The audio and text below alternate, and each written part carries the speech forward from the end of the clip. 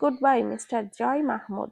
আসলে কি বলতো, আমি জানি তুমি আমার ধোঁকা খেয়ে হাত গুটিয়ে আর বসে থাকবে না, নিশ্চয় আমাকে জেলে দেওয়ার ব্যবস্থা করবে। তাই আমি আর বসে থাকতে পারলাম না, ছুটে চলে আসলাম তোমাকে ওপরে পাঠানোর জন্য। তোমার জন্য আমার বড্ড আফসোস হচ্ছে, কারণ তুমি দ্বিতীয়বার চোখ খুলে আর এই সুন্দর পৃথিবীটা দেখতে পারবে না। ওপরে গিয়ে ভালো থেকো, আর পারলে আমাকে ক্ষমা করে দিও, কারণ তোমার থেকে তো আর কম টাকা খাইনি। গুড বাই বলে মীরা অট্টহাসি দিয়ে জয়ের মাথার চুলগুলো মুঠো করে ধরে আবারও গাড়ির স্টিয়ারিং এর সাথে জোরে বাড়ি খাওয়ালো। সাথে সাথে জয়ের মাথা থেকে গল গল করে রক্ত পড়তে লাগলো।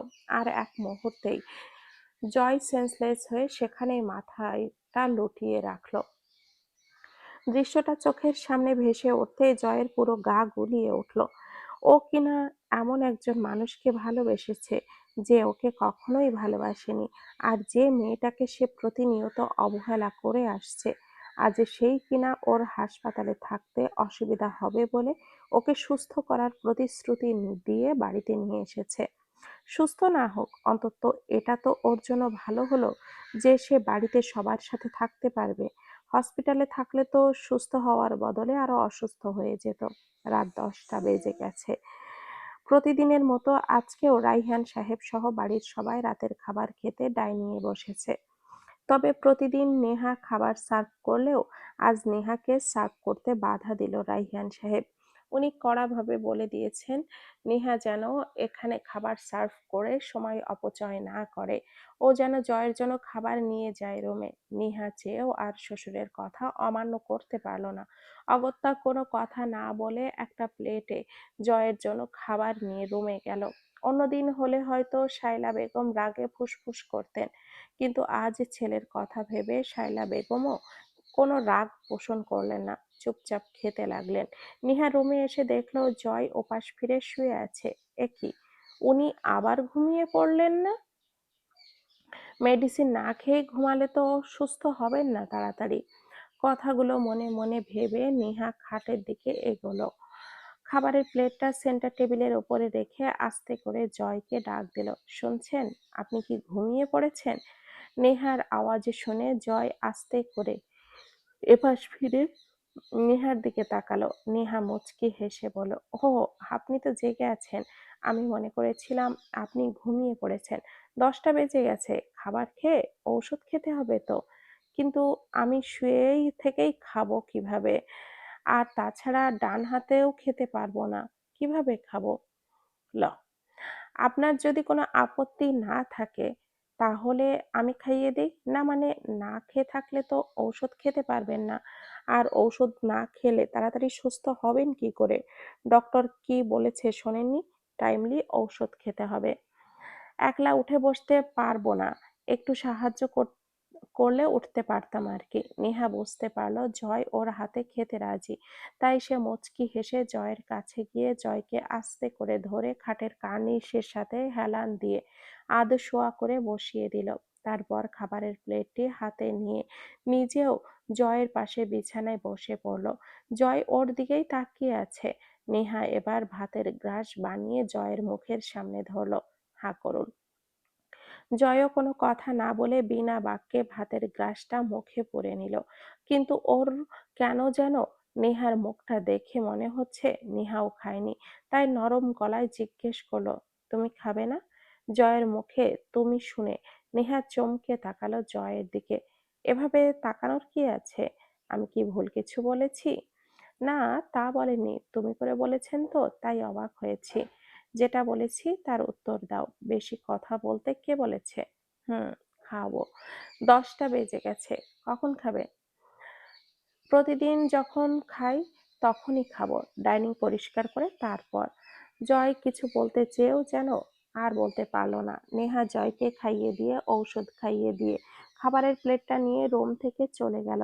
জয় কয়েক সেকেন্ড নেহার চলে যাওয়ার দিকে তাকিয়ে থেকে চোখটা সরিয়ে নিল। নেহার খাবার খেয়ে রুমে আসতে আসতে প্রায় 11টার কাছাকাছি সময় লেগে গেল। মূলত নেহার দেরি হয়ে গেছে তা কিন্তু নয়, রুমে আসতে অনেক এতক্ষণ সময় লাগলো যে। আসলে আপনি তো প্রতিদিন এই সময় মীরা আপুর সাথে কথা বলেন। তাই ভাবলাম আমি রুমে থাকলে হয়তো আপনার প্রবলেম হবে।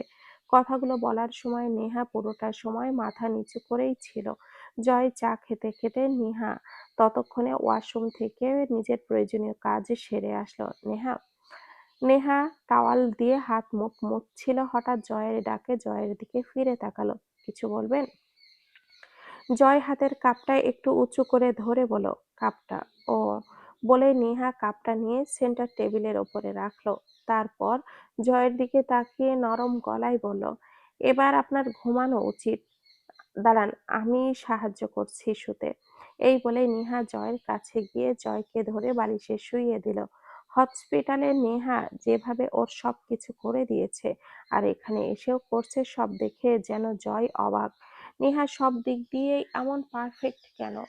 আর পারফেক্ট সেটা না হয় ভালো কথা, কিন্তু এতদিন কেন জয়ের চোখে সেটা পড়ল না? নেহা যখনই শুতে যাবে ঠিক তখনই জয় ডেকে উঠল, নেহা। নেহা শুতে যেও শুলো না, জয়ের দিকে প্রশ্নসূচক দৃষ্টিতে তাকিয়ে জিজ্ঞেস করলো, কিছু লাগবে আপনার? না। তাহলে? বলছিলাম যে আমি খেয়াল করলাম তুমি আমাকে তুই করেই বলুন। আহ, আপনার মুখে আমার জন্য তুই শব্দটাই বেশি মানানসই। আপনার মুখে তুমি শুনলে কেমন যেন লাগে। টেনশন করবেন না, ভাববেন না আপনি তুই তুকারি করলে আমি আপনার সেবা না করে চলে যাব। নেহার কথা শুনে আজ প্রথমবারের মতো জয়ের ভেতরটা কেঁপে উঠল। নেহার সাথে অমন ব্যবহার করে সে সত্যি ভুল করেছে। আমার কথাটা কি শেষ করতে দিবে নাকি নিজেই বকবক করবে? হ্যাঁ, না, না, আমি আর কিছু বলবো না, আপনিই বলুন। আমি খেয়াল করলাম তুমি ৩ দিন ধরে এক কাপড় পরে আছো। হসপিটালে না হয় এক কাপড়ে ছিলে, ঠিক আছে। ওখান থেকে না হয় বাড়িতে আসোনি, এই জন্য চেঞ্জ করার সুযোগ পাইনি, কিন্তু এখানে এসেও সেম ড্রেস পরে আছো কেন? আর সেটা নিয়েই ঘুমিয়ে পড়তেছো। তোমার বাকি কাপড়গুলো কোথায়? ট্রেনে। মানে? মানে হলো, সেদিন বাবা যখন কল করে বলল আপনি অ্যাক্সিডেন্ট করে হসপিটালে আছেন, তখন তাড়াহুড়ো করে আসার সময় টেনশনে লাগেজ আনতে ভুলে গিয়েছিলাম। সব কাপড় তো লাগেজে ছিল, তাই ৩ দিন ধরে এক কাপড়েই পরে আছি। তার মানে তুমি সেদিন সত্যি সত্যি চলে যেতে চেয়েছিলে? চলে যেতে চাইনি, চলে গিয়েছিও। যদি না আপনার অ্যাক্সিডেন্টের খবর শুনতাম, তাহলে এখন আমি আমার বাড়িতেই থাকতাম। বলেই নিহা ফুঁস করে একটা শ্বাস ছাড়লো। জয় স্তব্ধ। আসলে ওর কি বলা উচিত আছে? জয় চুপ করে থাকতে দেখে বলে উঠল নেহা, আর কিছু বলবেন? না। যদিও নিহাকে নিচে থাকতে দেখে জয়ের ভেতরে একটা খারাপ লাগা কাজ করছে, কারণ গত ১ মাস আগেই তো নিহা বলেছিল ওর নিচে ঠান্ডা লাগে। কিন্তু জয় কিছু বলার সাহস পেল না। আচ্ছা, আমি তাহলে শুয়ে পড়ছি, আপনার কিছু লাগলে আমাকে ডাকবেন। আচ্ছা, ঠিক আছে। ঘড়ির কাঁটা ১২টা ছুঁয়ে গেছে। নিহা গভীর ঘুমে মগ্ন থাকলেও আজ জয়ের চোখে ঘুম নেই। সে এক দৃষ্টিতে তাকিয়ে আছে নিহার মুখের দিকে। আর তখনই হঠাৎই পুরনো কিছু স্মৃতি চোখের সামনে ভেসে উঠল জয়ের। মনে পড়ে গেল সেই দিনটির কথা, যেদিন মা ওর রুমে এসে প্রথম বিয়ের খবরটা দিয়েছিল। জয় জয় তখন শুয়ে শুয়ে মোবাইল টিপছিল। মাকে দেখে একটু নড়েচড়ে শুলো। হ্যাঁ মম, বলো। শায়লা বেগম ছেলের পাশে গিয়ে বসলেন। বললেন, জয়, তুই কি জানিস তোর জন্য বিয়ে ঠিক করা হয়েছে? জয় যেন অবাকের চরম পর্যায়ে পৌঁছে গেল। সাথে সাথে শোয়া থেকে উঠে বসলো। অবাক হয়ে জিজ্ঞেস করলো, মানে কি বলছো মম? আমি ঠিকই বলছি।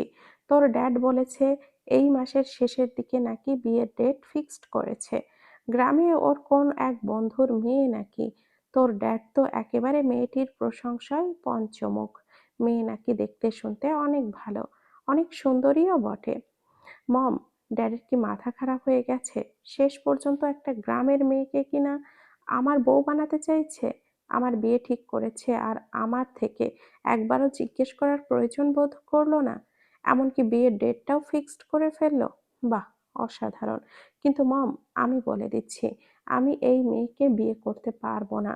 চিনি না জানি না এমন একটা মেয়েকে ড্যাড বলবে আর অমনি আমি বিয়ে করে ফেলবো। তার উপরে মেয়েটা গ্রামের। আমার সাথে কখনোই মেয়েটা তাল মেলাতে পারবে না। কিছুতেই বিয়ে করতে পারবো না। আর তার চেয়েও বড় কথা হলো আমি মীরাকে ভালোবাসি।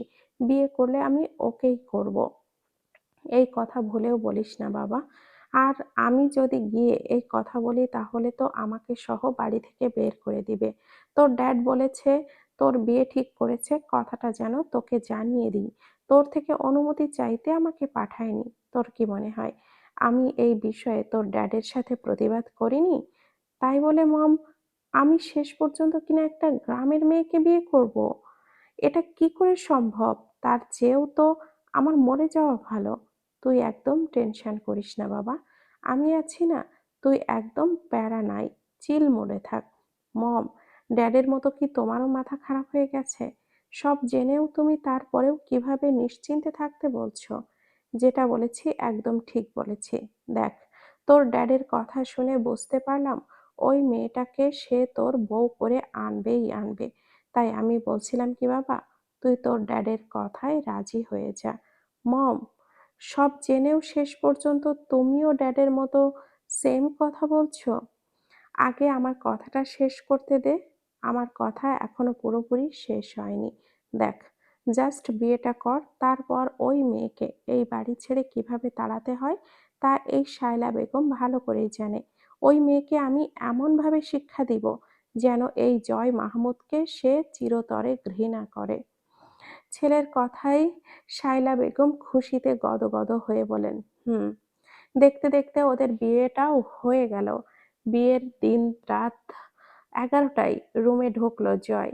বাসর রাত নিয়ে ওর অনেক স্বপ্ন থাকলেও নিহাকে বিয়ে করে যেন ওর সব স্বপ্ন উবে গেল। বরং রুমে ঢুকলো এক রাশ রাগ নিয়ে। রাগে ধুরুম করে দরজাটা বন্ধ করার শব্দে আঁতকে উঠল নেহা। তবে জয়ের দৃষ্টিগোচর হলো না সেটা। সে তো রাগে ফুঁসফুঁস করছে আর ভাবছে কখন নেহা নিজ থেকে ওর সাথে কথা বলবে। জয়কে দেখে নেহা আস্তে করে খাট থেকে নেমে জয়ের সামনে গেল। তারপর কয়েক সেকেন্ড দাঁড়িয়ে থেকে যেই না ঝুঁকে জয়ের পা ধরে সালাম করতে যাবে, অমনি জয় টেনে দাঁড় করিয়ে দিল ওকে। কি করছিসটা কি? বিয়ের প্রথম রাতেই জয়ের মুখে থেকে এমন তুই তুকারি শুনে নেহা যেন চরম মাত্রায় অবাক হলো। কেন সালাম করছি? রাখ তোর সালাম। আমার শরীরে টাচ করার সাহস কি করে হয় তোর? মানে কি বলছেন কি আপনি? আপনি আমার স্বামী। আর বিয়ের রাতে প্রতিটা স্ত্রীকেই স্বামীর পায়ে ধরে সালাম করতে হয়। এটাই তো নিয়ম। এখানে সাহসের কথা আসছে কেন? Shut up! কে তোর স্বামী, হ্যাঁ? আমি? আমি তোর স্বামী না আর তুইও আমার স্ত্রী না। আমি তোকে বিয়ে করেছি শুধুমাত্র ড্যাড আমাকে যেন ত্যায্য পুত্র করে না দেয় তার জন্য। ভাবিস না অন্য সব স্বামীর মতো আমিও তোকে ভালোবেসে মাথায় করে রাখবো। এটা ভেবে থাকলে ভুল করবি। আমি তোকে না ভালোবাসতে পারবো আর না তো স্ত্রী হিসাবে মানতে পারবো। তুই তোর মতো থাকবি আর আমি আমার মতো। আর যত তাড়াতাড়ি সম্ভব এই বাড়ি থেকে চলে যাবি, নয়তো এই জয় মাহমুদও তোকে প্রমিস করছে। তুই যেভাবে আমার জীবনটা হেল করে দিয়েছিস ঠিক তেমনি আমিও তোর জীবনটাকে নরক বানিয়ে দিব। Mind it. এখন সর সামনে থেকে। আমি ঘুমাবো। আর হ্যাঁ, বিছানায় আসার দুঃসাহস ভুলেও করবি না। তাহলে আমার থেকে খারাপ কেউ হবে না, কথাটা মাথায় রাখিস।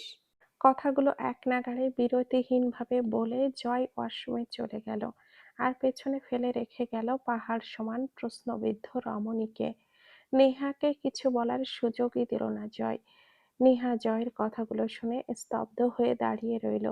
বিয়ের রাতে কোনো স্বামী তার স্ত্রীকে এমন কথা বলছে কিনা নেহার জানা নেই।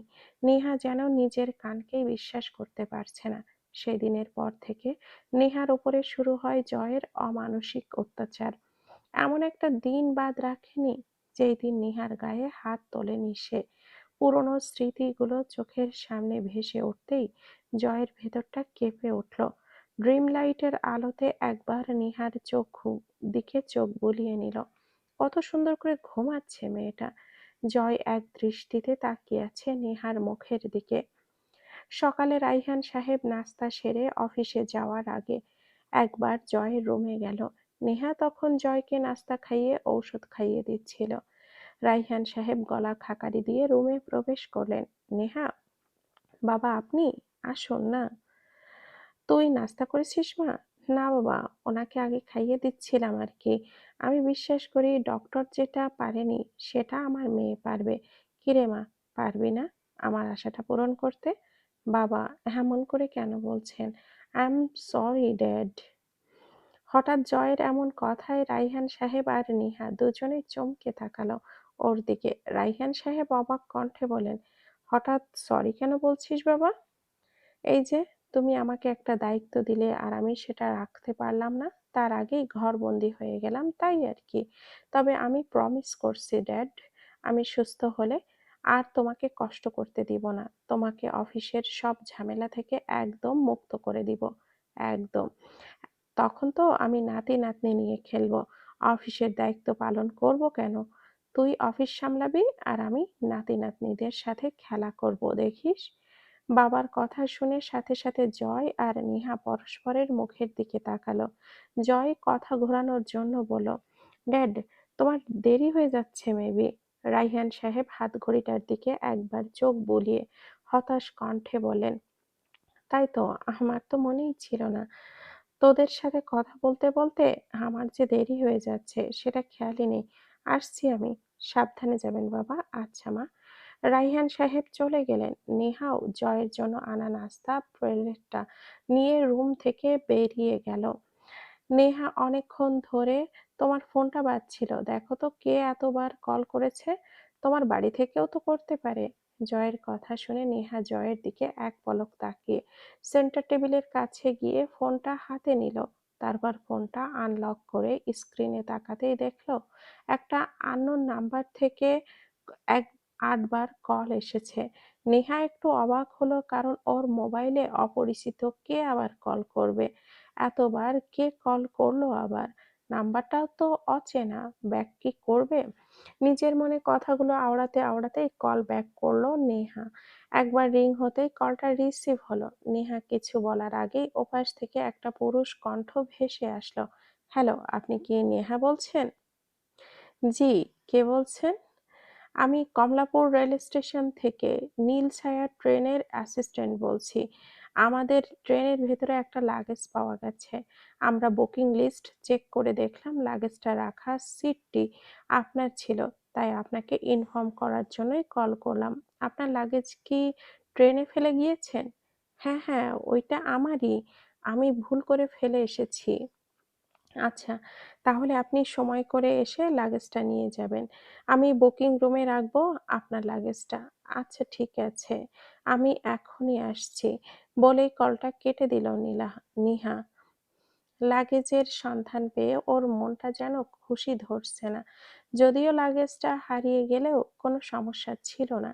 কারণ রাইহান সাহেবকে বললে লাগেজে থাকা কাপড়ের চেয়েও আরো ভালো কাপড় এনে দিতে পারত।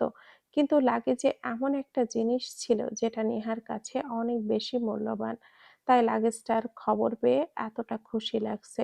আসলে লাগেজে ওর আর জয়ের একটা কাপল পিক আছে, যেটা নেহার কাছে ওদের বিয়ের একমাত্র স্মৃতি। নেহা কল কাটতেই জয় জিজ্ঞেস করলো, "কে ছিল? আর তুমি কোথায় যাবে বলছিলে?" নেহা জয়ের দিকে তাকালো, বলল, "ওটা রেল স্টেশন থেকে কল করেছিল। আমার লাগেজটা আনতে যাওয়ার জন্য কল করেছে। তাই আমি আসছি বললাম।" "নেহা, তুমি সামান্য কিছু কাপড়ের জন্য লাগেজ আনতে রেল স্টেশনে যাবে আবার? তোমার যাওয়ার দরকার নেই। আমি অনলাইনে তোমার জন্য অর্ডার করে দেব কাপড়। চাইলে তুমি পছন্দ মতো অর্ডার করতে পারো। লাগেজ আনতে যাওয়ার প্রয়োজন নেই।" "সরি, আসলে আমি প্রথমবারের মতো আপনার একটা কথা রাখতে পারছি না।"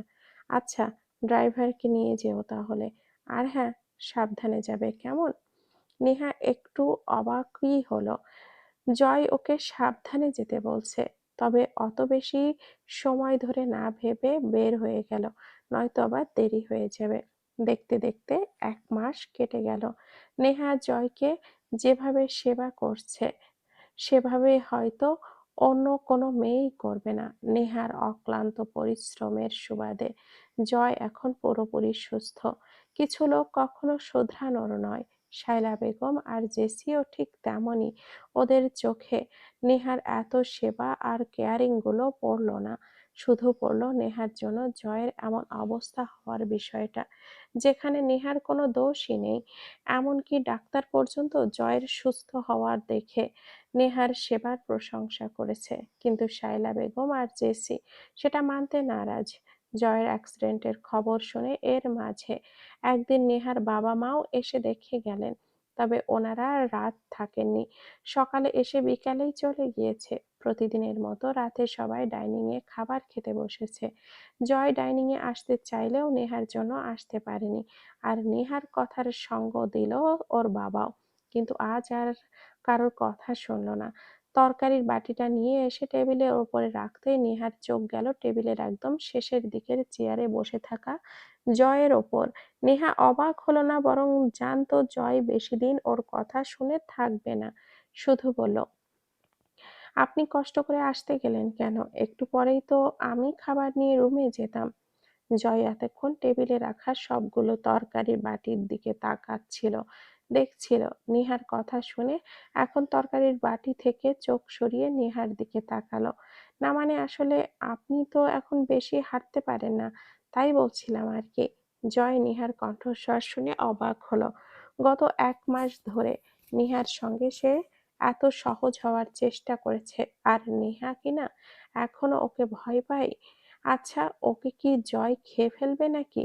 জয় যতই ওর সাথে ফ্রি হওয়ার চেষ্টা করছে, নেহা ততই ভয় পেয়ে ওর থেকে নিজেকে গুটিয়ে রাখে।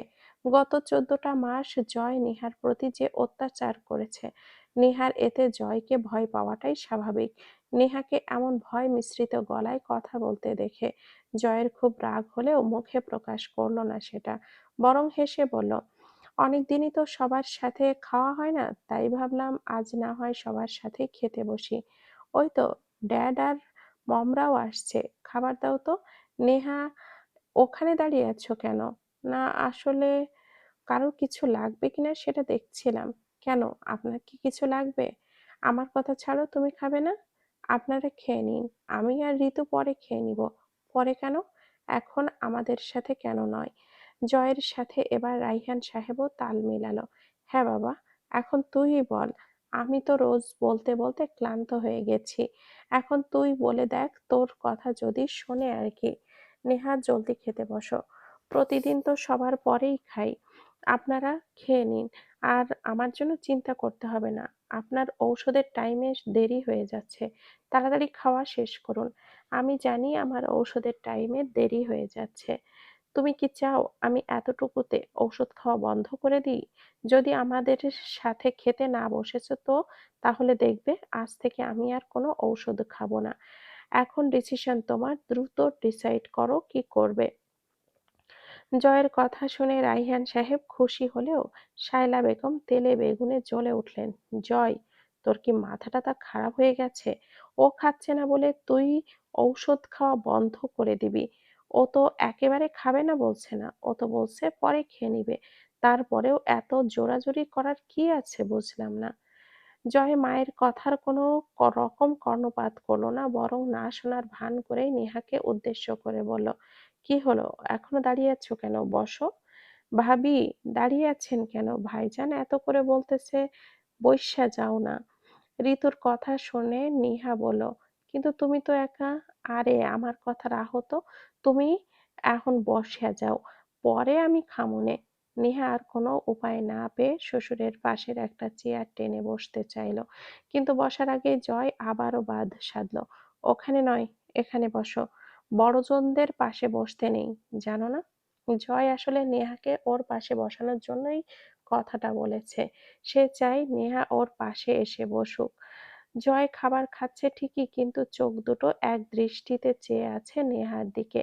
নেহা প্লেটে মাত্র 1 চামচ ভাত নিয়েছে, তারপর সবার দিকে এক নজর তাকিয়ে যেই না সবজির বাটিটা হাতে দিতে যাবে, অমনি জয় বাধা দিল। নেহা, একদম হাত দিবে না ওই বাটিতে। নেহা অবাক হয়ে জিজ্ঞেস করলো, কেন? জয় কিছু না বলে নেহার প্লেটে 1 চামচ গরুর মাংস আর একটা চিকেন তুলে দিল। নেহা ভয়ে ভয়ে শায়লা বেগমের দিকে তাকালো।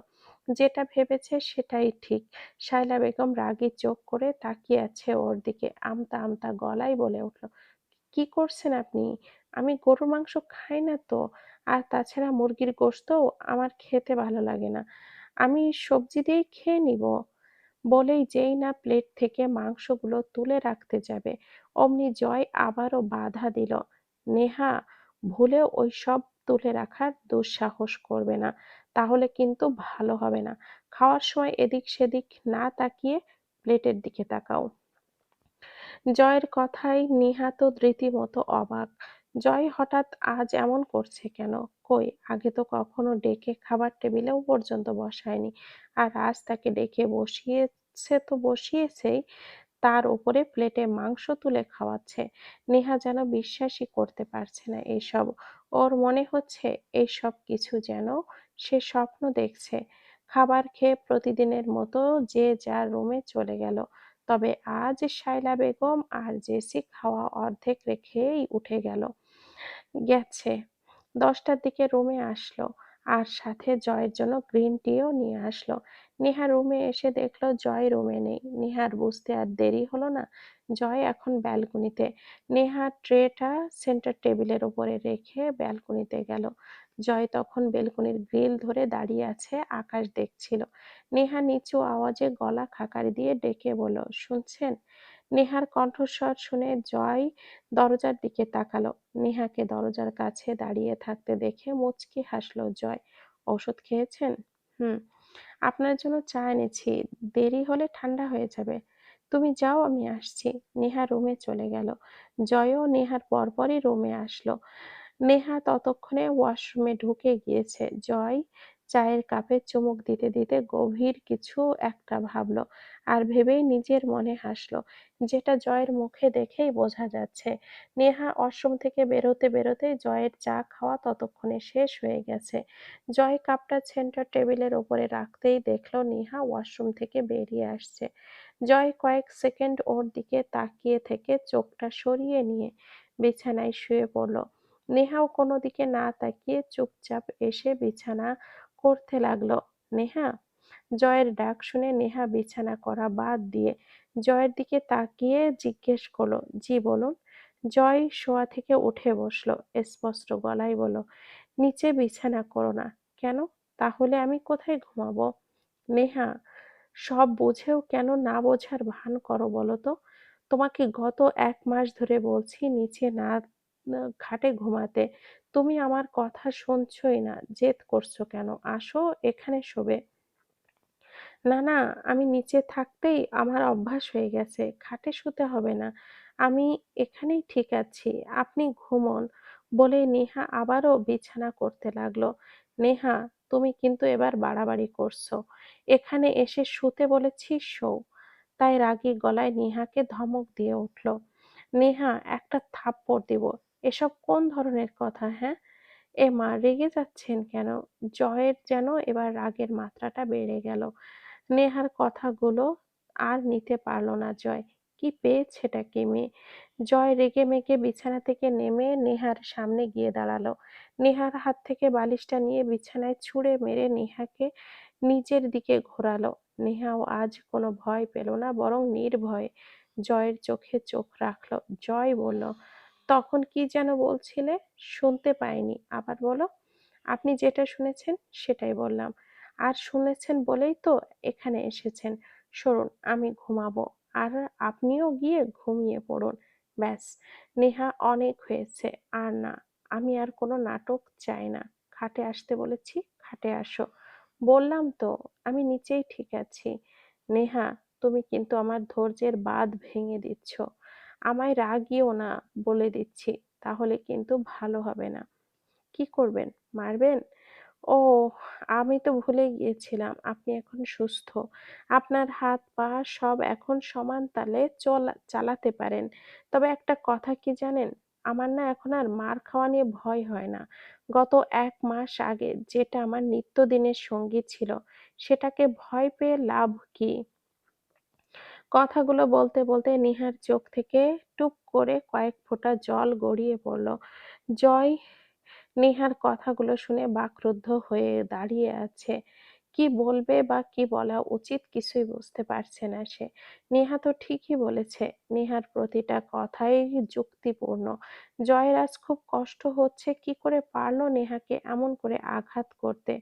কি করে পারলো এমন নিষ্পাপ ফুলের মতো একটা মেয়েকে রোজ রোজ মারধর করতে? প্লিজ নেহা, আমাকে ক্ষমা করে দাও। আমি জানি আমি অন্যায় করেছি। না বুঝে তোমাকে অনেক কষ্ট দিয়েছি। জানি আমার অপরাধের কোনো ক্ষমা নেই। মনটা কেমন যেন বিষাদে ছেয়ে গেল। আজকাল মীরার নামটাও পর্যন্ত মনে করতে চায় না সে। কারণ ওই নামটা শুনলে জয়ের পুরো শরীর রাগে জ্বলে ওঠে। কি হলো? চুপ করে আছেন যে? কি ভাবছিলেন? ভাবছিলাম এই পৃথিবীতে কত রকমের মানুষ আছে, তাই না? আজও আমরা মানুষ চিনতে পারি না, তাই না? আসলেই তো। এই শহরের মানুষ চেনা বড় দায়। যাকে দিনের পর দিন বিশ্বাস করবে সে তোমাকে ধোঁকা দিবে। আর যাকে দিনের পর দিন ভালোবেসে যাবে সে তোমাকে ঠকাবে। নিহার কেন যেন আর কোনো প্রশ্ন করতে কিংবা কথা বলতে ইচ্ছে হলো না। হয়তো চোখে ঘুম ভর করেছে বলে। তাই কোনো কথা না বলে চুপ করে রইল। আর কয়েক মিনিটের মধ্যেই ঘুমও এসে গেল। নেহাকে চুপ করে থাকতে দেখে জয় একবার মাথাটা একটু উঁচু করে নেহার মুখের দিকে তাকালো। ড্রিম লাইটের আলোতে নেহার শরীরে ফর্সা মুখটা স্পষ্ট হয়ে দেখা যাচ্ছে। জয়ের আর বুঝতে দেরি হলো না, নেহা ঘুমিয়ে পড়েছে। জয় মুচকি হেসে নেহার কপালে এক পাশে একটা ভালোবাসার পরশ এঁকে দিল। তারপর আরো কিছু সময় নেহার ঘুমন্ত চেহারার দিকে তাকিয়ে থেকে আস্তে করে শুয়ে পড়ল। এরপর নেহাকে শক্ত হাতের বন্ধনে আবদ্ধ করে নিয়ে পরম আবেশে চোখ বন্ধ করল সে। পরের দিন নিহা যে বাড়ির সব কাজ একা হাতে করে সেটা রাইহান সাহেবের আজও অজানা। নেহা দ্রুত ফ্রেশ হয়ে কিচেনে চলে গেল। ঋতু আগে থেকেই কিচেনে ছিল। নেহাকে দেখে একগাল হেসে বলল, ভাবি আইছো? হুম। আচ্ছা, হঠাৎ আমার কি হলো কে জানি। ঘুম ভাঙলো বেলা এতক্ষণ হয়ে যাওয়ার পর। আজ হঠাৎ এত ঘুম কেন আসলো সেটাই বুঝতে পারছি না। ভাইজান কি এখনো তোমার লগে খারাপ ব্যবহার করে? না, কেন বলতো? না, এমনি কইতেছিলাম। আগে তো সবসময় তোমার লগে পশুর মতো আচরণ করতো। কিভাবে তোমার গায়ে হাত তোলে যায় সে তার জন্য সব সময় তোমার দোষ খুঁজতো। তাই জানতে চাইছিলাম আর কি এখনো আগের মতো করে নাকি? না, তেমন কিছুই করে না। আমার মনে হয় উনি নিজের ভুল বুঝতে পেরেছেন। যাক, ভালোই হয়েছে। ভাইজান, আমার তোমার লগে ভাইজান তোমার লগে আগের মতো করে না। এটা শুনেই কি যে খুশি লাগছে। এইবার যদি তোমার কপালে একটু সুখ আসে। নেহা কিছু একটা ভেবে ছোট্ট দীর্ঘশ্বাস ফেলে বলল, বাদ দাও এসব কথা। তাড়াতাড়ি করো, নয়তো বাবা না খেয়েই অফিসে চলে যাবেন। এইদিকে রাইহান সাহেব আর শায়লা বেগম সিঁড়ি দিয়ে টুকটাক কথা বলতে বলতে নামছিলেন। ওদের একটু দূরেই পেছনে পেছনে জেসিও নামছে। তিনজনেই ডাইনিং টেবিলে সবাই খাবার খাওয়া শুরু করছে ইতিমধ্যে। কিন্তু রাইহান সাহেব বেশি খেলো না। অর্ধেক রুটি খেয়েই 2 চামচ চা খেয়ে উঠে দাঁড়াতে দাঁড়াতে বলেন, আচ্ছা, আমি আসছি। রাইহান সাহেবের কথা শুনে সবাই অবাক হয়ে ওনার দিকে তাকালো। যেই মানুষ খাওয়ার মাঝখান থেকে এ উঠা কেউ ওঠা পছন্দ করে না, উনি অর্ধেক খাবার খেয়ে বলছেন আমি আসছি। নেহা তাড়াতাড়ি করে বলে উঠল, বাবা, উঠছেন মানে? আপনি তো তেমন কিছুই খেলেন না। খাবারও শেষ না করে কোথায় যাচ্ছেন? আগে খেয়ে নিন, তারপর না হয় উঠবেন। না রে মা, আমার একটু কাজের তাড়া আছে। অফিসে ইম্পর্টেন্ট একটা মিটিং আছে। অলরেডি লেট হয়ে গেছে। কিন্তু পুরো নাস্তাটা করে যাই, তাহলে আমার আরো বেশি লেট হয়ে যাবে। কি হলো নবাবজাদি, এখনো চুপ করে দাঁড়িয়ে আছিস কেন? মুখ দিয়ে কথা বেরোচ্ছে না বুঝি? তোর জন্য মানুষটা না খেয়েই চলে গেল। তোর নিশ্চয় ভালো লাগছে। তুই তো কবজি ডুবিয়ে খেতে পারবি। রাতে কি এমন করেছিস যে সকালে ঘুম থেকে উঠতে পারিসনি? রাতে কি শরীর বিলিয়ে দিয়েছিস যে এতক্ষণে ঘুম থেকে উঠতে হলো? মা, তুই চুপ থাক, একদম চুপ। কোনো কথা বলবি না। অ্যাক্সিডেন্ট পর থেকে তুই একটু সেবা করেছে কি করেনি তোকে? আর বশ করে নিয়েছে? নয়তো ওর সাহস কি করে হয় নবাবজাদির মতো এত বেলা পর্যন্ত ঘুমিয়ে থাকায় ওঠার? এটা কি ওর বাপের বাড়ি যে ৮টা বাজলে ঘুম থেকে উঠবে? নেহা, রুমে যাও। নেহা তবুও ঠায় দাঁড়িয়ে রইল। নেহাকে এখনো দাঁড়িয়ে থাকতে দেখে জয় এবার ধমক দিয়ে উঠল। কি হলো? কি বললাম? কথা কানে যায়নি? রুমে যেতে বলেছি। জয়ের ধমক শুনে নেহা এবার কেঁপে উঠল। ছলছল চোখে জয়ের দিকে তাকালো। জয় আবারও বলল, রুমে যাও বলছি। নেহা ভয়ে কাঁপা কাঁপা পায়ে রুমের দিকে হাঁটা ধরল। কারণ নেহা জানে এখন ওর কপালে কি আছে। নিশ্চয় জয় এখন রুমে এসে ওকে মারধর করবে। নেহার ভয়ে সারা শরীর কাঁপছে। তার মানে কি জয় আবারও ওর সাথে আগের মতো ব্যবহার করবে? জয়ের মার খাওয়ার কথা মনে করতেই নেহার কপাল বেয়ে ঘাম ঝরছে। নেহাকে এভাবে কথা শোনানোর মাঝখান থেকে রুমে পাঠিয়ে দেওয়াটা শায়লা বেগমের হজম হলো না। উনি জয়ের দিকে তাকিয়ে কাট কাট গলায় বললেন, জয়, তুই ওকে রুমে পাঠিয়ে দিলি কেন? রুমে পাঠিয়ে দিয়ে বাঁচাতে চাইছিস, তাই না? তার মানে তুইও কি এখন অন্য সব ছেলেদের মতো বইয়ের আঁচলের তলে ঢুকে গিয়েছিস? তুমি যেটা মনে করো। কি বলতে চাইছিস তুই? মম, আমার মনে হয় তোমার দিন দিন কথা বলার কমন সেন্স টুকু কমে গেছে। জয়, চিৎকার করছো কেন? যেটা সত্যি সেটাই তো বললাম। তুমি এখনো কোথায় কি কথা বলতে হয় সেটাও বোধহয় জানো না। ও আজ না হয় একটু উঠতে দেরি করেই ফেলেছে, তাই বলে তুমি ওকে এত কথা শোনাবে? জয়, এখন কি তুইও তোর বাবার মতো ওর হয়ে কথা বলবি? ১ মাসের ব্যবধানে তুই এতটা বদলে গেলি যে আমার সামনে তুই ওর হয়ে কথা বলছিস? যদি তুমি তাই মনে করো থাকো, তাহলে তাই। কারণ আমি এতদিন ভুল করেছি, অমানুষ ছিলাম। আর তাই এখন মানুষ হওয়ার চেষ্টা করছি। আসলে ভুলটা আমার নয়, ভুলটা তোমারই। ড্যাডের পাশাপাশি তুমিও যদি অ্যাজ এ মাদার সঠিক শিক্ষা দিতে, তাহলে হয়তো আমি ভুল করতাম না, আর এমন অমানুষও হতাম না, আর না নেহার প্রতি এমন অত্যাচার করতাম। তোমাদের কথা শুনে শুনে আমি মেয়েটিকে কত অত্যাচার করেছি, কত মারধর করেছি। তারপরেও দেখো আজ সে, আমি এখানে বসে আছি সেটাও ওর জন্যই। ও না থাকলে হয়তো আমার এখন বিছানায় শুয়ে থাকার কথা থাকতো। কারণ ও ছাড়া তো আমাকে দেখার মতো আর কারোর সময় ছিল না। অবশ্য আমি এসব কাকে বলছি, কেন বলছি? এই বাড়ির সবাই তো নিজেদের নিয়েই ব্যস্ত। আমাকে দেখার বা আমার সাথে বসে গল্প করার মতো সময় কি কারোর আছে? এখন আমার কি মনে হয় জানো মম? আমার মনে হয় এই বাড়িতে ড্যাড আর নেহা ছাড়া আর কেউ আমার আপন নয়। জয়, তার মানে তুই বলতে চাইছিস আমি আর জেসি তোর আপন নই? আমার তো সেটাই মনে হয়। নয়তো বিছানায় শুয়ে থাকার দিনগুলোতে আমার একা কাটাতে হতো না। বলেই কি বললেই বা কি লাভ? তোমরা খেয়ে নাও, আমি রুমে যাচ্ছি। বলেই জয় চেয়ার ছেড়ে উঠে দাঁড়ালো। শায়লা বেগম ছেলের কথাগুলো শুনে বাকরুদ্ধ হয়ে তাকিয়ে আছে ছেলের দিকে। জয় রুমের দিকে যাওয়ার জন্য পা বাড়িয়েও হঠাৎ আবারও কিছু একটা ভেবে থেমে গেল। মায়ের দিকে তাকিয়ে বলল, আমার একটা কথা মম, পরের বার থেকে নেহাকে কিছু বলার দুঃসাহসটাও যেন না করো। ওকে কেউ কিছু বলার আগে কমপক্ষে ১০-১২ ভেবে নিবে। কারণ আমার বউকে কিছু বলাটা আমি টলারেট করব না। আর দরকার হলে এটা ড্যাডের কানেও পৌঁছাবে।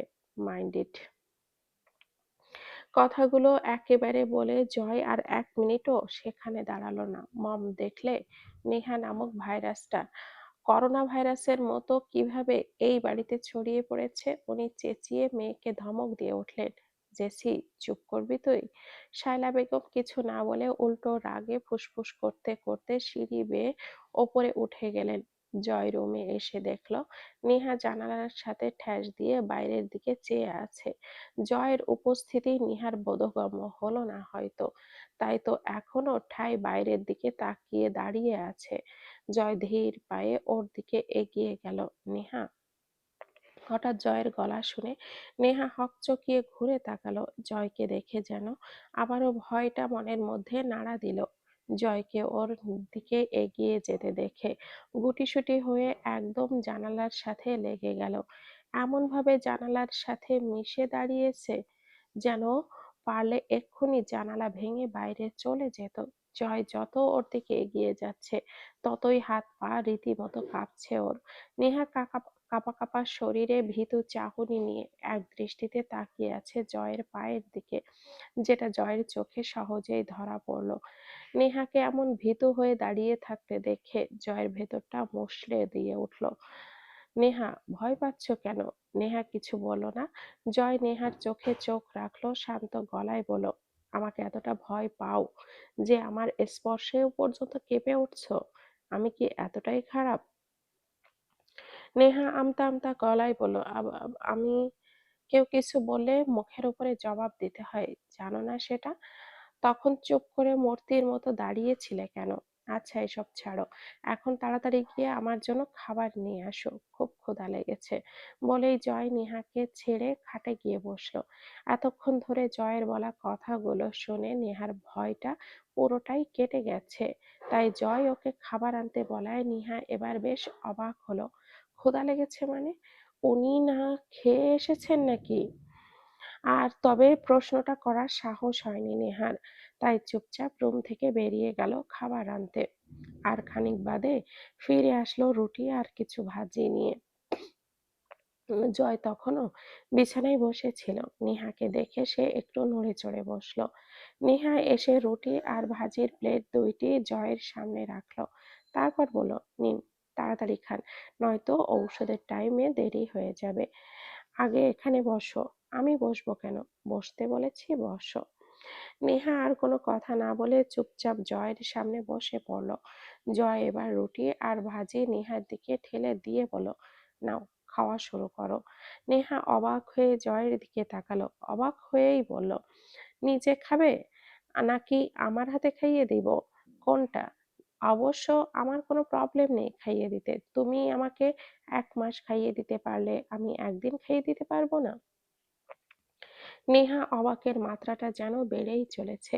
নেহা, বাই এনি চান্স তোমার কি আমার হাতে খেতে ইচ্ছে করছে? আচ্ছা, ওয়েট করো, আমিই খাইয়ে দিচ্ছি। বলে যেই না জয় হাত বাড়ালো অমনি নেহা বাদ সাধলো, না না, আপনার খাইয়ে দিতে হবে না, আমি নিজেই খাচ্ছি। বলেই নেহা তাড়াহুড়ো করে খেতে শুরু করলো। নেহার কাণ্ড দেখে জয় হেসে বলল, এই তো গুড গার্ল, তাড়াতাড়ি খাওয়া শেষ করো, ততক্ষণে আমি মেডিসিন খেয়ে নিচ্ছি। পুরো দিনটা নেহার আজ ভালোভাবেই কেটে গেল। রান্না বান্না আর জয়ের সাথে টুকটাক গল্প করার মধ্য দিয়ে দিনটা কেটে গিয়েছে। রাতে সবাই ডিনার করতে ডাইনিং এ বসেছিল আর নেহাও রোজকার মতো সবাইকে খাবার সার্ভ করার জন্য দাঁড়িয়েছিল। কি ব্যাপার, তোমাকে কি বা বসার জন্য ইনভিটেশন দিতে হবে নাকি? নেহাও বুঝতে পারলো ডাইনিং এ বসা ছাড়া আর কোনো উপায় নেই। তাই অগত্যা জয়ের কথা মান্য করে ও জয়ের পাশের চেয়ারটিতে এসে বসে পড়ল। রাইহান সাহেব হেসে বললেন, জয়, একটা কথা মানতেই হবে, অ্যাক্সিডেন্টের পর কিন্তু তোর বেশ উন্নতি হয়েছে। বাবার কথার প্রতিউত্তরে জয় কিছু বলল না, শুধু বাম হাতে মাথা চুলকে লাজুক হাসল। শায়লা বেগম তো এই সব দেখে রাগে ফেটে পড়ছেন। জয় নেহার খাওয়া দেখছে আর মনে মনে ভাবছে, কি অদ্ভুত মেয়ে, কাল রাতে বলার পরেও, এমনকি আজ সকালে বলার পরেও ডাইনিং এ বসলো না। কথাগুলো ভেবে ছোট করে দম ফেলে জয় খাওয়ায় মনোযোগ দিল। গতকালকের মতো আজও নিহা সবার আগে খাবার খেয়ে উঠে গেল। সবাই খাবার খেয়ে যে যার রুমে চলে গেল। তবে জয় যাওয়ার আগে নিহাকে উদ্দেশ্য করে বলে গেল, নেহা, তাড়াতাড়ি রুমে আসো। আর হ্যাঁ, আজ চা আনার দরকার নেই। বলেই জয় উঠে রুমে চলে গেল। নেহাকে কিছু বলার সুযোগও পর্যন্ত দিল না। নেহাও ডাইনিং এ পরিষ্কার করে কিচেন গুছিয়ে রুমে আসলো। রুমে ঢুকে দেখলো জয় খাটে বসে কিছু একটা ভাবছে, তাও আবার গভীর মনোযোগ দিয়ে। ওর রুমে আসতেই জয়ের কোনো হেলদোল হয়েছে বলে মনে হলো না। নেহা দরজাটা লাগিয়ে জয়ের সামনে গিয়ে দাঁড়ালো। আপনি ঠিক আছেন? হঠাৎ কারোর কণ্ঠ কানে যেতেই জয় চমকে দাঁড়ালো। ও তুমি? আপনি ঠিক আছেন? আপনাকে এমন দেখাচ্ছে কেন? আমি ঠিক আছি। আমার আবার কি হবে? তাহলে কি এত ভাবছেন বলুন তো? না, তেমন কিছু না। বসো না। নেহাও বাধ্য মেয়ের মতো জয়ের পাশে বসে পড়ল। আজ চা আনতে নিষেধ করলেন যে? আপনার তো চা না খেলে ঘুম আসে না। চা আনবো? জয় এতক্ষণ ভাবলেশহীনভাবে সামনের দেওয়ালের দিকে তাকিয়ে কথা বলছিল। নেহা চোখ মুখে চা আনার জন্য নেহার মুখে চা আনার কথা শুনে এবার নেহার মুখ পানে চাইল। প্রতিদিন চা আনতে তোমার বিরক্ত লাগে না? এসব কি বলছেন আপনি? আমার বিরক্ত কেন লাগবে? এটা তো আমার দায়িত্ব। আনবো? না।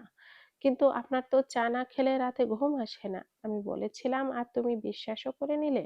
মানে? মানে হলো আমার চায়ের সাথে ঘুমের কোনো সম্পর্ক নেই। চা খেলে যেমন ঘুম হবে, চা না খেলেও তেমনই ঘুম হবে। আমি জাস্ট চাটা আনতে বলতাম যাতে তোমাকে কষ্ট দিতে পারি। আর চা না আনলে যেন সুযোগ পেয়ে তোমাকে মারতে পারি। আসলে আমি চেয়েছিলাম যেন তুমি আমার অত্যাচার সহ্য করতে না পেরে এই বাড়ি ছেড়ে চলে যাও। আমার উপরে রাগ করে আছো বলেই ভালাইসাট আমি আপনার উপরে রাগ করব কেন? সত্যি তুমি আমার উপরে রেগে নেই তো? না, কারণ আপনার উপরে রাগ করার মতো অধিকার আমার নেই। নেহার মুখে অধিকার নেই শব্দটি শুনে জয়ের বুকটা ধক করে উঠল। নেহা নিজেকে এতটা পর ভাবে যে ওর থেকে যে রাগ করার অধিকারও নেই বলছে। যদি বলি আমি সেই অধিকারটা দিতে চাই, সময় আর সুযোগ কোনোটাই হয়তো নেই। বড্ড বেশি দেরি হয়ে গেছে যে। এমন করে বলছো কেন? আমরা চাইলেই কি আবার প্রথম থেকে শুরু করতে পারি না? উপসংহার কখনো সূচনা হয় না। প্লিজ এভাবে বলো না। আমাকে একটাবার সুযোগ দাও, আমি সব ঠিক করে দেব। মায়া বাড়িয়ে কি লাভ? কারণ ছায়া হয়ে থাকতে চাই তোমার পাশে। সেটা কখনো সম্ভব নয়। কারণটা কি জানতে পারি? ঔষধ খেয়েছেন? আমার মনে হয় এখন আপনার ঔষধ খাওয়া এবং ঘুমানোর উচিত। হ্যাঁ, খেয়েছি। কথা ঘুরাচ্ছ, তাই না? সব প্রশ্নের উত্তর খুঁজতে যাবেন না। যান, ঘুমিয়ে পড়ুন। বলে নেহা উঠে ওয়াশরুমে চলে গেল। হয়তো জয়ের প্রশ্নগুলো এড়িয়ে যেতে চাইছে। জয় লম্বা একটা নিঃশ্বাস ফেলে বিছানায় শুয়ে পড়ল। খানিক বাদে ওয়াশরুম থেকে বেরিয়ে নেহা নিচে বিছানা করার জন্য যেই না পাটি নিতে গেল অমনি জয় শক্ত কণ্ঠে বলে উঠল, নেহা, তাড়াতাড়ি বিছানায় এসে শোও। যদি পাটি হাতে নিয়েছো তো তাহলে আই শিওর পাটিটা কেটে টুকরো টুকরো করতে আমার 2 মিনিটও লাগবে না। জলদি আসো। নেহা আর সাহস করে পাটিটা বেছাতে পারল না। এই মেয়েটাকে নিয়ে আর পারি না। গত 1 মাসে অভয় দেওয়ার পরেও, কথা বলার পরেও আমার একটা ধমকেই যেন ওর পুরো পৃথিবীটা ধমকে থাকে। আচ্ছা, আমার ভয়টা কি ওর মন থেকে কখনোই যাবে না? কথাগুলো ভেবে জয় লাইটটা অফ করে নেহার গা ঘেঁষে শুয়ে পড়ল। নেহা ওপাশ ফিরেই শুয়েছিল। জয় এটা দেখে মুচকি হেসে নেহাকে পেছন থেকে জড়িয়ে ধরল। এতে করে নেহার কোনো ভাবান্তর হলো না, সে আগের মতো করেই ঠায় শুয়ে রইল। জয় আরেকটু নড়ে চড়ে নেহাকে আরো একটু শক্ত করে জড়িয়ে ধরে আস্তে আস্তে করে ডাক দিল, নেহা। হুম, আই লাভ ইউ। কেন এত মায়া বাড়াচ্ছেন বলেন তো? আর কয়টা দিনই তো আছি। এত মায়া বাড়িয়েন না। তখন আবার নিজেই কষ্ট পাবেন। হোয়াট? আর কয়েকটা দিন আছো মানে? What do you mean by আর কয়েকটা দিন? বলেই জয় নেহাকে টেনে নিজের দিকে ঘুরিয়ে নিল। ড্রিম লাইটের আলোতে নেহার মুখটা স্পষ্ট দেখা যাচ্ছে।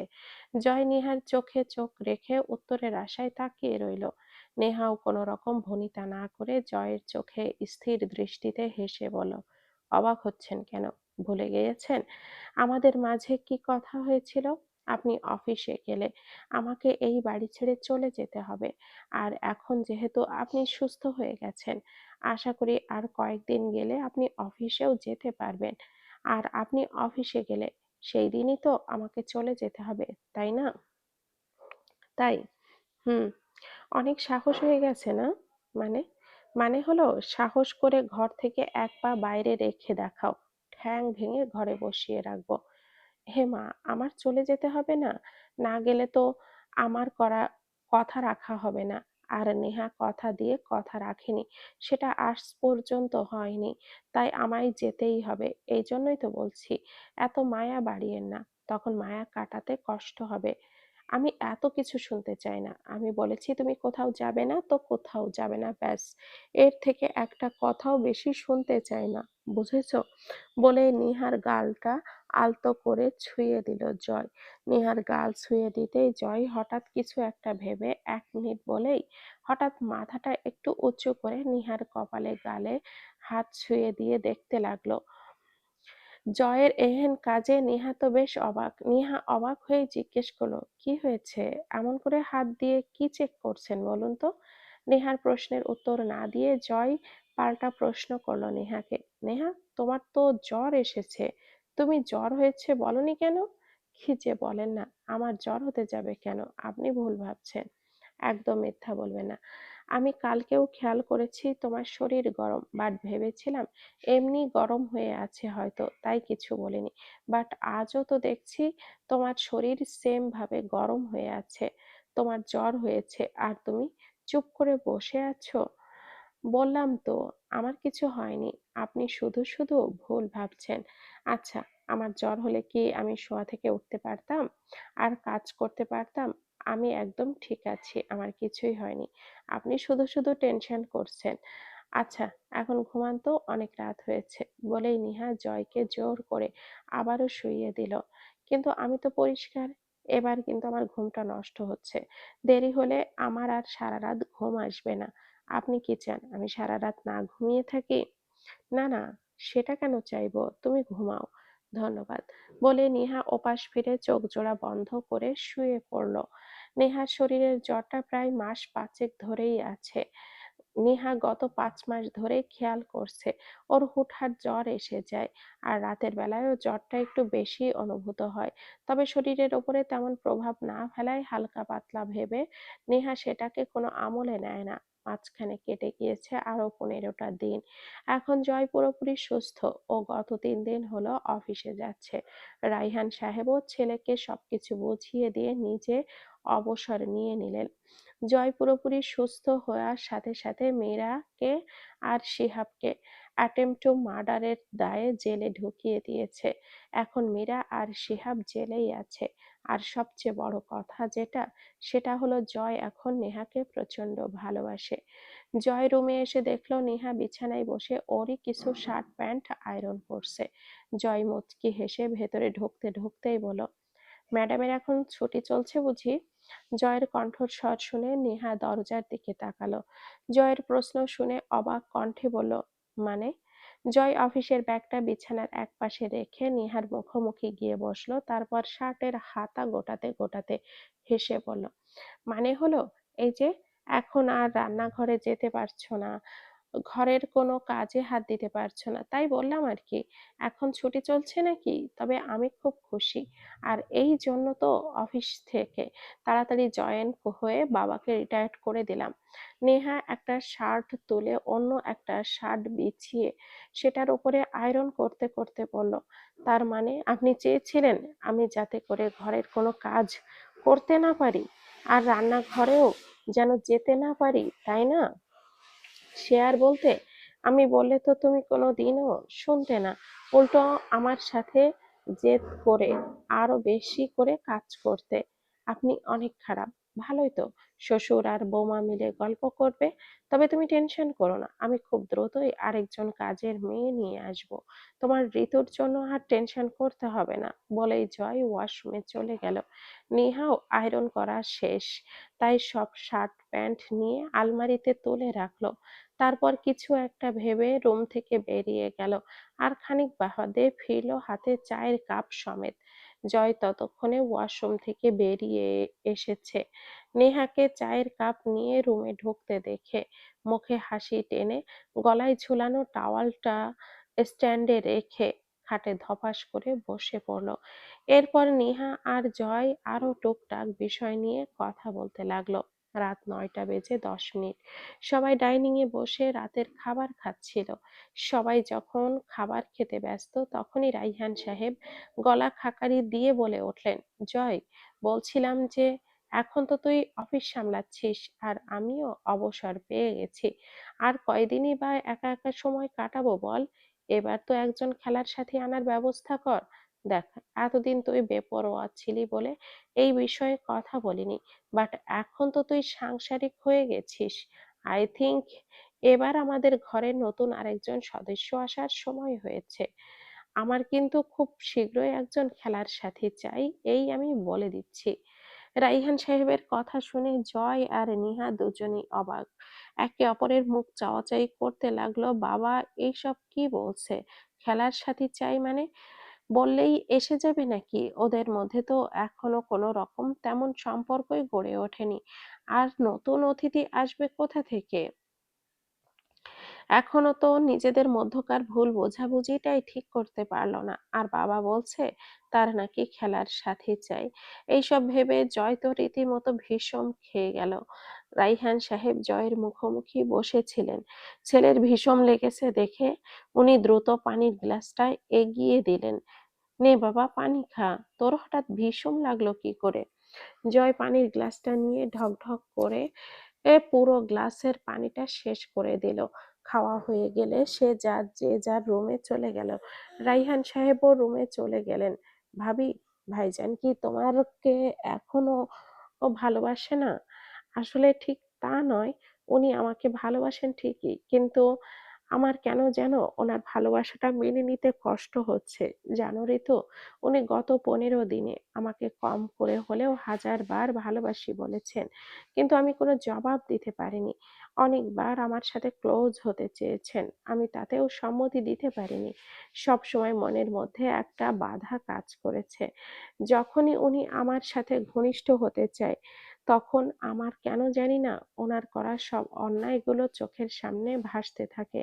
হ্যাঁ, আমি জানি যে উনি জোর করলে আমি বাধা দিতে পারবো না, কারণ উনি আমার স্বামী। আমার উপর পূর্ণ অধিকার আছে ওনার।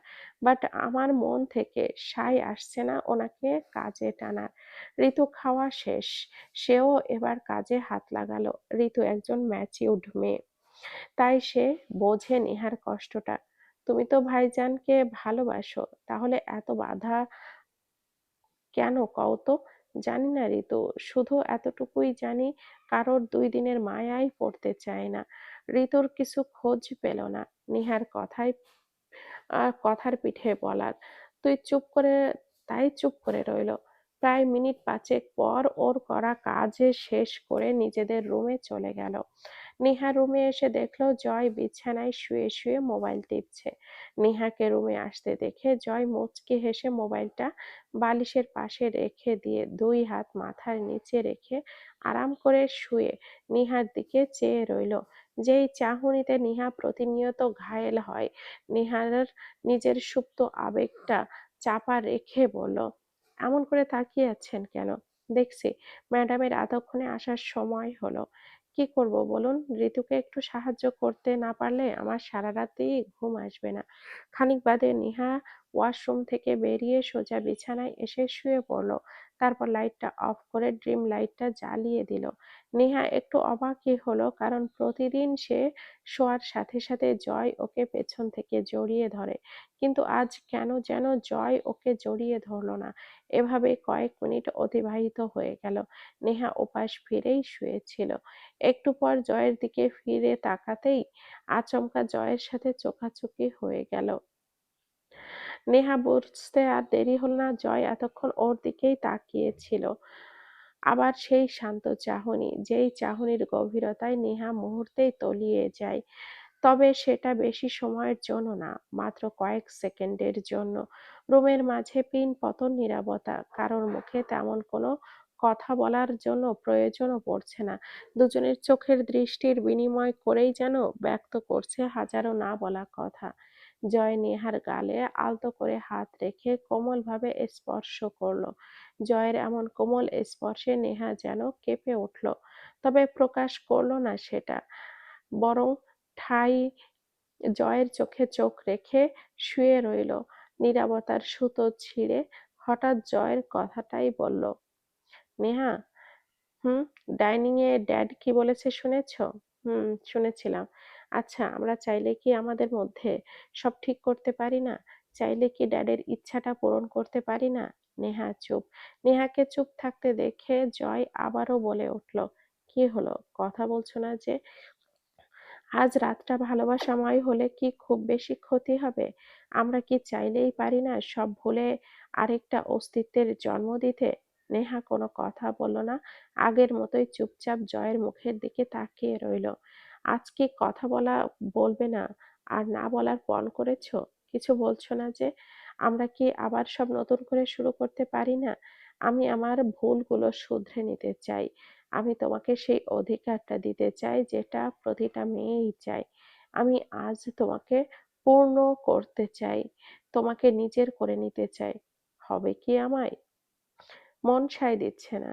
নীরবতার মাঝখান থেকে নেহার ছোট্ট করে বলা মন সায় দিচ্ছে না কথাটা যেন এক মুহূর্তেই জয়ের পুরো পৃথিবীটা থমকে দিল। সকল আশা ভরসা যেন নিমিষেই নিঃশেষ হয়ে গেল। তার মানে কি নেহা ওকে এখনো ক্ষমা করেনি?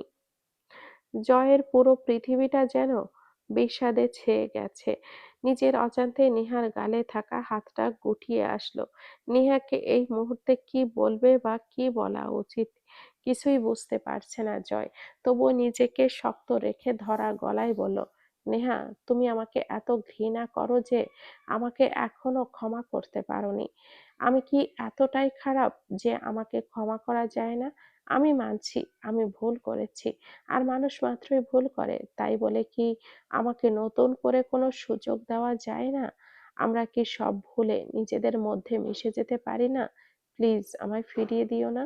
কথাগুলো বলে আর নিহার গালে আলতো হাতে স্পর্শ করে যাচ্ছে জয়। জয়ের কোমল স্পর্শে নিহার যেন সারা শরীরে শীতল স্রোত বয়ে গেল। তবুও নিজেকে সামলে নিয়ে আবেগে গা ভাসিয়ে বলল, আপনি আমার স্বামী, আমার উপরে পূর্ণ অধিকার আপনার আছে। আপনি চাইলেই আমি বাধা দিতে পারবো না, কিন্তু সত্যি বলতে মন থেকে সায় দিতে পারছি না। তবে আপনি চাইলে আপনার অধিকার আদায় করে নিতে পারেন, আমি বাধা দেব না। নেহার কথাগুলো যেন জয়ের ভাঙা মনটাকে আরো একবার ভেঙে চুরমার করে দিল, যেটা জয়ের মুখ দেখেই বোঝা যাচ্ছে। তবে ভাঙা মনটাকে গুটিয়ে নিয়ে মুখে হাসি টেনে জয় বলল, না নেহা, আমি এভাবে তোমাকে পেতে চাই না। তোমার মনের বিরুদ্ধে আমি কিছুই করব না, যতক্ষণ না তুমি মন থেকে চাইছো আমি তোমার কাছে যাই, ততদিন আমি তোমার কাছে যাব না। যেদিন তুমি নিজে থেকে কাছে টানবে আমি সেই দিনই অপেক্ষায় আছি। অনেক রাত হয়েছে, ঘুমাও। কথাগুলো বলেই জয় ওপাশ ফিরে শুয়ে পড়ল। নেহার বুঝতে আর দেরি হলো না জয় ওর কাজে কষ্ট পেয়েছে, কিন্তু সেই বা কি করবে? মন সায় না দিলে তো কিছু জোর করে হয় না। নেহা একটা দীর্ঘশ্বাস ফেলে মনে মনে ভাবতে লাগলো, আমি জানি মানুষটা আমাকে আগে ভালো না বাসলেও এই কয়দিনে অনেকটা ভালোবেসে ফেলেছে। আমি তো চাইনি মানুষটা কষ্ট পাক। সকালবেলা আজ জয়ের ঘুমটা নেহার আগেই ভেঙে গিয়েছে। জয় ঘুম ভেঙে চোখ খুলতেই দেখল নেহা ওর বুকের মধ্যেই গুটিসুটি হয়ে বেঘোরে ঘুমাচ্ছে। জয় এটা দেখে মুচকি হাসলো, কিন্তু জয়ের হাসিটা বেশিক্ষণ স্থায়ী হলো না। হঠাৎ কিছু একটা মনে হতেই জয় দ্রুত নেহার বালিশে শুইয়ে দিল, কপালে আর গালে হাত দিয়ে চেক করলো, আর সাথে সাথে আঁতকে উঠল। নেহার শরীর জ্বরে পড়ে যাচ্ছে। জয়ের যেন মুহূর্তেই পুরো পৃথিবী থমকে গেল। কোনো উপায়ান্তর না পেয়ে আলতো হাতে নেহার গাল স্পর্শ করে ডাকতে লাগলো, নেহা, নেহা ওঠো, নেহা চোখ খোলো, নেহা সকাল হয়ে গেছে তো, উঠবে না? আর কতক্ষণ ঘুমাবে? কিন্তু জয়ের ডাকে নেহার কোনো হেলদোল হয়েছে বলে মনে হলো না। জয়ের যেন এবার টেনশন হতে লাগলো। জয়ের এত ডাকাডাকিতেও নেহা কেন চোখ খুলল না, বরং আগের মতোই বেঘোরে ঘুমোতে লাগলো। কি করবে কিছুই যেন বুঝতে পারছে না। ফাঁকা মস্তিষ্ক নিয়ে এবার বাড়ির সবাইকে ডাকতে লাগলো, ড্যাড, মম, আরে তোমরা সবাই কোথায়? এদিকে আসো, নেহা প্লিজ ওঠো। সকাল সকাল জয়ের এত জোরে ডাকছে, আর সেটা দেখতেই রাইহান সাহেব, শায়লা, জেসি, এমনকি ঋতু পর্যন্ত এসে রুমের সামনে চলে এসেছে। জয়, বাবা দরজা খোল, কি হয়েছে, এত জোরে ডাকছিস কেন? জয় বাবার কণ্ঠে পেয়ে দ্রুত গিয়ে দরজাটা খুলে ওদেরকে ভেতরে ঢুকতে দিল। কাতর কণ্ঠে বলল, দেখো না ড্যাড, নেহাটা কথা বলছে না। ওকে আমি এত করে ডাকছি, তারপরেও আমার ডাকে সাড়া দিচ্ছে না। ড্যাড, কি বলছো তুমি? ওকে ওকে তুই কোলে তুলে নে, ওকে হসপিটালে নিতে হবে। কথাটা বলেই জয় দ্রুত গিয়ে নেহাকে কোলে তুলে নিল। তারপর আর এক মুহূর্তও সেখানে না দাঁড়িয়ে নেহাকে নিয়ে বেরিয়ে গেল। হসপিটালের করিডোরে টানা আধা ঘন্টা ধরে চিন্তিত মুখ নিয়ে এপাশ থেকে ওপাশ পায়চারি করছেন রাইহান সাহেব। আর পাশেই রাখা একটি টুলে ২ হাতে গুজে মুখে মাথা নিচু করে বসে আছে জয়। খানিক বাদে দরজাটা ঠেলে একজন ডক্টর বেরিয়ে আসলেন। ডক্টরকে বেরিয়ে আসতে দেখে রাইহান সাহেব দ্রুত ডক্টরের সামনে গেল। ডক্টর নেহা কেমন আছে? সেন্স ফিরেছে? আমরা কি নেহার সাথে দেখা করতে পারবো? দেখুন রাইহান সাহেব, আমি বুঝতে পারছি আপনাদের অবস্থা। আপনারা শান্ত হন। যদিও এখনো পেশেন্টের সেন্স ফেরেনি, তবে আমরা চেষ্টা করছি। আচ্ছা ডক্টর, ওর এইভাবে হঠাৎ সেন্সলেস হয়ে যাওয়ার কারণটা কি? দেখুন, এই বিষয়ে আমরা কিছু নিশ্চিত হয়ে বলতে পারছি না। তবে মনে হচ্ছে দীর্ঘদিন ধরে খাওয়ার অনিয়ম আর ঘুম কম হওয়ার কারণে এমন সেন্সলেস হয়ে পড়েছে। আর তার উপরে ওনার শরীরে এখন ১০০'র ওপরে জ্বর, তাও মাথায় রাখতে হবে।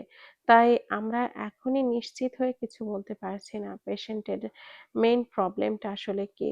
হঠাৎ কাঁধে কারোর হাতের স্পর্শ পেতেই জয় চমকে তাকালো। বাবাকে দাঁড়িয়ে থাকতে দেখে হঠাৎই জয় উঠে বাবাকে জড়িয়ে ধরে ডুকরে কেঁদে উঠল।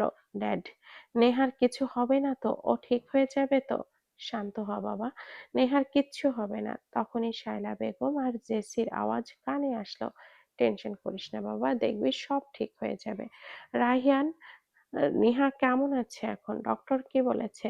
স্ত্রীর প্রশ্নে রাইহান সাহেব এবার উঠে দাঁড়াতে বলেন, ডক্টর এখনো সেন্স ফেরাতে পারেনি, কিছু টেস্ট করতে হবে, তারপর বোঝা যাবে কি হয়েছে। কি বলছো? আধা ঘন্টা হয়ে গেছে এখনো সেন্স ফেরেনি মানে? ভাইয়া, এমন ভেঙে পড়িস কেন? প্লিজ এমন ভেঙে পড়িস না। দেখবি ভাবির কিচ্ছু হবে না। ও একদমই ঠিক হয়ে যাবে। তুই নিজেকে শান্ত রাখ। জেসির এতগুলো কথায় জয়ের যেন কোনো হেলদোল হলো না। জয়ের চোখের কোণ দিয়ে টুপ করে ২ ফোঁটা জল গড়িয়ে পড়ল। ধরা গলায় বলল, মম, আমার কারণেই এমনটা হয়েছে তাই না? আমি জানি আমার জন্য আজ নেহার এই অবস্থা। প্রায় ঘন্টা খানিক পর একজন মহিলা ডক্টর বেরিয়ে আসলেন ভেতর থেকে। ডক্টর, নেহা এখন কেমন আছে? সেন্স ফিরেছে ওর? হ্যাঁ, পেশেন্টের সেন্স ফিরেছে। মুহূর্তেই সবার মুখে হাসি ফুটে উঠল। রাইহান সাহেব খুশি হয়ে বললেন, কিন্তু কি ডক্টর, তার আগে এটা বলুন যে পেশেন্ট আপনার কে হয়? কেন আমার মেয়ে? আপনি কি মেয়েকে কোনো পশুর সাথে বিয়ে দিয়েছিলেন? ডক্টরের সাথে কথা শুনে রাইহান সাহেব অবাক হয়ে একবার জয়ের দিকে তাকিয়ে আবারও ডক্টরের দিকে তাকালেন। মানে? মানে হলো, আমার মনে হয় আপনার মেয়েকে যার সাথে বিয়ে দিয়েছিলেন সে নিশ্চয়ই একজন অমানুষ আর পশু ছিল।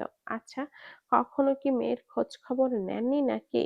দেখুন, আমি আপনার কথার আগামাথা কিছুই বুঝতে পারছি না। প্লিজ ক্লিয়ার করে বলবেন। ওকে, বলছি। আপনি এমন একজনের সাথে মেয়েকে বিয়ে দিয়েছেন যে আপনার মেয়েকে একেবারে মৃত্যুর মুখে ঠেলে দিয়েছে। যদি ওনার ড্রেস চেঞ্জ করার সময় নার্স আমাকে ডেকে না দেখাতো, তাহলে তো আমি জানতেই পারতাম না যে এখনো এমন মানুষ হয়ে পশুর মতো বউ মারে। আপনার মেয়ের পুরো শরীরে অজস্র মারের দাগ। মারগুলো এমনভাবে মেরেছিল যে প্রতিটা মারের স্থানে রক্ত জমে গিয়ে একেবারে জমাট বেঁধে গেছে। ডক্টরের এক নাগাড়ে বলা কথাগুলো শুনে সবার মাথায় যেন আকাশ ভেঙে পড়ল।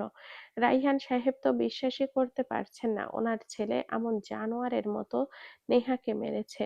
নেহার ক্যান্সার ধরা পড়েছে কথাটা যেন উপস্থিত সবার ওপরে প্রভাব ফেলেছে। শায়লা বেগম আর জেসি তো এখনো অবাক। ডক্টরের মুখপানে চেয়ে আছে। সে তো এখনো বাকরুদ্ধ হয়ে ঠায় দাঁড়িয়ে আছে। ওর জন্য আজ নেহা মৃত্যুর মুখে, এমন একটা দিন আসবে সেটা জয় কখনো কল্পনাও করেনি। ডক্টর, এইসব আপনি কি বলছেন? নিশ্চয় আপনার কোথাও ভুল হচ্ছে। আই এম সরি টু সে রাইহান সাহেব, আমি যেটা বলছি একদম ঠিক বলছি। ওনার শরীরে মারের প্রভাবগুলো এমনভাবে পড়েছে যে প্রথমে জ্বর হয়েছে আর পরে সেটা টাইফয়েড প্লাস ক্যান্সারে পরিণত হয়েছে। ডক্টরের কথায় রায়হান সাহেবের ভাঙা মনটা আরো একবার ভেঙে চৌচির হয়ে গেল। উনি কাঁপা কাঁপা কণ্ঠে জিজ্ঞেস করলেন, ডক্টর, তাহলে কি এর কোনো চিকিৎসা নেই? আপনারা যে করেই হোক প্লিজ আমার মেয়েটাকে বাঁচান। ওর কিছু হলে আমি নিজেকে কখনোই ক্ষমা করতে পারব না। দেখুন রায়হান সাহেব, আমি আপনার ফিলিংসটা বুঝতে পারছি। কিন্তু আমার কি করার আছে বলুন? তবে হ্যাঁ, আপনাদের হাতে একটা চান্স আছে পেশেন্টকে বাঁচানোর। মুহূর্তেই রায়হান সাহেব সহ উপস্থিত সবার মুখে হাসি ফুটে উঠল। সত্যি বলছেন ডক্টর? হ্যাঁ রায়হান সাহেব, আপনার মেয়েকে বাঁচানো সম্ভব। ওনার শরীরে আগামী ৪৮ ঘন্টার মধ্যে ৩ ব্যাগ ও নেগেটিভ রক্ত পুশ করতে হবে। পারলে ওনার রক্তের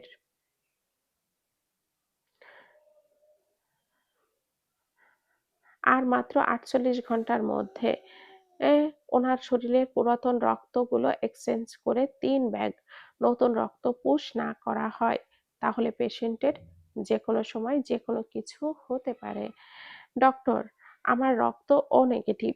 আপনাদের মতে রক্ত লাগলে আপনাদের যত লাগে আমার থেকে নিন। তবুও প্লিজ নেহাকে সুস্থ করে তুলুন। জয়ের কথা শুনে ডক্টর খুশি হয়ে বলেন, ওহ দ্যাটস গ্রেট। তাহলে আপনি আসুন আমার সাথে। হ্যাঁ চলুন। বলে ডক্টর আর জয় ভেতরে যাওয়ার জন্য পা বাড়িয়েছে। কিন্তু এক পা এগোতেই রায়হান সাহেব জয়ের রায়হান সাহেবের কণ্ঠে ডক্টর আর জয় দুইজনেই থমকে দাঁড়ালেন। দাঁড়ান ডক্টর। ডক্টর প্রশ্নসূচক দৃষ্টিতে জয় অবাক হয় দৃষ্টিতে তাকালো রায়হান সাহেবের দিকে। আমার অনুমতি ছাড়া আমি কারো রক্ত নিবেন না। প্রয়োজনে আমি ঢাকা শহরের প্রতিটা হসপিটালে গিয়ে গিয়ে হলেও রক্তের ব্যবস্থা করব। তবু অন্য কারো রক্ত আমার মেয়ের শরীরে পুশ করবেন না আপনি। রায়হান সাহেবের কথা শুনে জয় তো আবারও ধ- অবাক হয়েছে, সাথে ডক্টরও বেশ অবাক হয়েছে। তাই উনি অবাক কণ্ঠেই জিজ্ঞেস করলেন, রায়হান সাহেব, এটা আপনি কি বলছেন? আপনি জানেন যে পেশেন্টের জন্য এক ব্যাগ রক্ত কতটা ইম্পর্টেন্ট?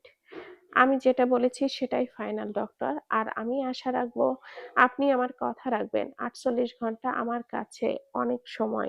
আই হোপ আমি ৪৮ ঘন্টার মধ্যে রক্ত জোগাড় করতে পারবো। তাই আমি চাই না কোনো জানোয়ারের রক্ত দিয়ে আমার মেয়ে বেঁচে উঠুক। কথাটা রাইহান সাহেব জয়ের দিকে তাকিয়েই বলেন। জয় বুঝতে পারছে বাবা ওর উপরে প্রচন্ড রেগে আছে, তাই কিছু বলার জন্য সাহস পেল না। কিছু একটা ভেবে বললেন, আচ্ছা ঠিক আছে রাইহান সাহেব, আপনি দ্রুত রক্ত জোগাড় করুন। তখনই ইমার্জেন্সি রুমের ভেতর থেকে একজন নার্স বেরিয়ে আসলো। ম্যাম, পেশেন্ট ওনার ফ্যামিলির মেম্বারদের সাথে দেখা করতে চাইছেন। নিজের কেবিনে এতটা সময় পর শ্বশুর ঢুকতে দেখে নেহার মুখে মলিন হাসি ফুটল। রাইহান সাহেব ধীর পায়ে হেঁটে নেহার খাটের কাছে গিয়ে একটা টুল টেনে বসলেন। তারপর নেহার মাথায় হাত বুলিয়ে ভেজা কণ্ঠে বলেন, কেমন আছিস মা? এই তো ভালো বাবা। উনি আসলেন না? উনি কোথায়? রাইহান সাহেবের বুঝতে দেরি হলো না। নেহা উনি বলতে কাকে বুঝিয়েছে। তুই এমন কেন বলতো মা? আমি আবার কেমন বাবা? এই যে এই মানুষটা তোকে জানোয়ারের মতো রোজ মারধর করেছে, তুই এখনো তার খবর জানতে চাইছিস?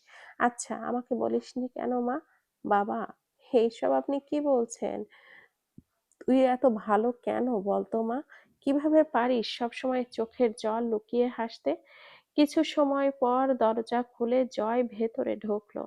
নেহা জানতো জয় আসবে, তাই সে এত সময় ধরে দরজার দিকেই তাকিয়েছিল।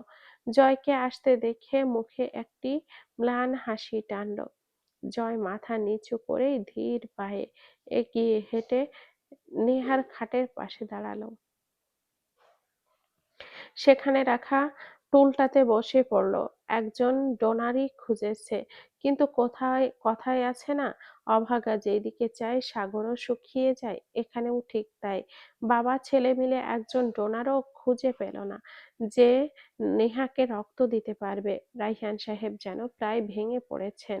হসপিটালের করিডোরে চিন্তিত মুখ নিয়ে পায়চারি করছে রাইহান সাহেব আর জয়। ডক্টর, আমার নেহা কেমন আছে এখন? ডক্টর নিশ্চুপ। ডক্টরকে চুপ করে থাকতে দেখে জয় এবার রেগে গিয়ে বলল, কি হলো ডক্টর? কিছু বলছেন না কেন? চুপ করে আছেন কেন আপনি? আই এম সরি মিস্টার জয়, আপনারা ব্লাড জোগাড় করতে অনেকটা বেশি দেরি করে ফেলেছেন। তাই I am sorry to say she is no more. ডক্টরের বলা লাস্ট কথাটা যেন জয় আর রাইহান সাহেবের পুরো পৃথিবীকে থমকে দেওয়ার জন্য যথেষ্ট ছিল।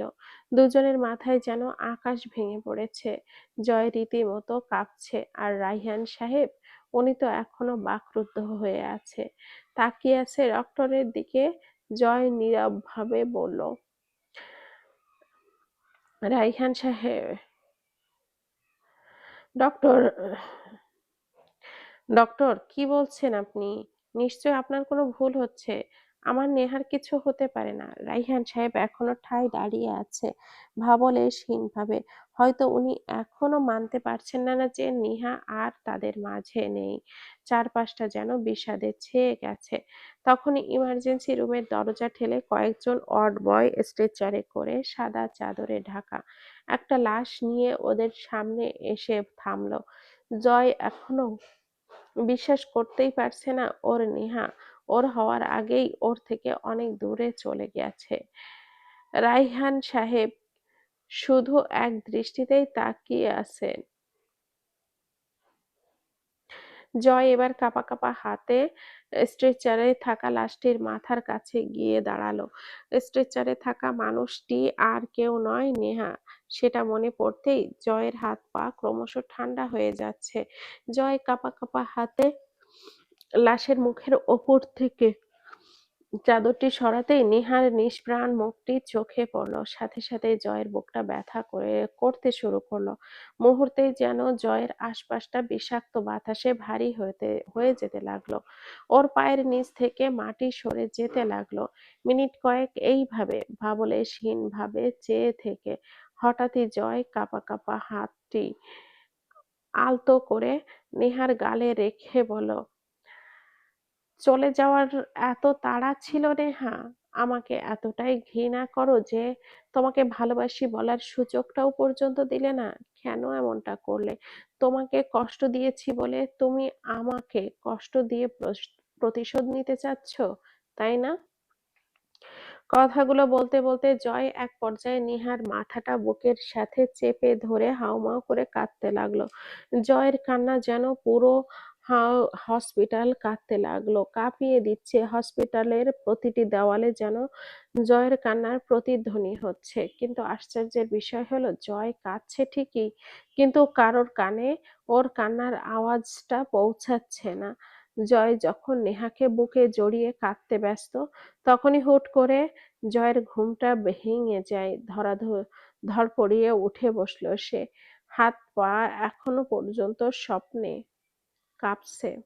চারপাশে তাকিয়ে কিছু সময় আগের ঘটনাটার মিল খুঁজতে গিয়ে নিজেকে নেহার মাথার কাছে রাখা টুলটিতে বসা অবস্থায় আবিষ্কার করলো সে।